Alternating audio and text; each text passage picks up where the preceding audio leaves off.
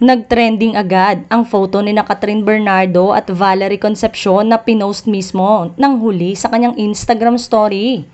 Pinusuan ito at shinare ng mga solid Catherine at Katden fans. Screenshot ito ng video call ni Valerie at ng kanyang mga dalagitang anak. Mukha raw pinakausap ni Val, si Kat, sa kanyang daughters.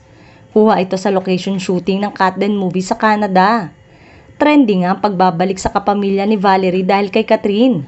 Sinasabing isang araw si Valerie sa cast ng reunion movie ni Catherine at Alden Richard na Hello Love Again. Wala pang official reveal or announcement kung sino-sino ang mga kasamang artista ng Katden sa sequel ng phenomenal blockbuster film nilang Hello Love Goodbye. Sa dating cast ng HLG, tanging si Joros Gamboa lang ang nakasama ni Kat at Alden sa Calgary, Canada. Kasali pa rin sa movie si Jeff Tam, pero sa Hong Kong lang siya nag-shooting.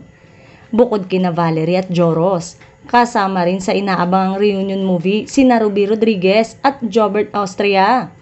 Ang tanong ng netizen, kasama rin kaya sa sequel ng movie HLG, sina Maricel Laksa na gumanap na nanay ni Catherine at Lito Pimentel, naging tatay naman ni Alden.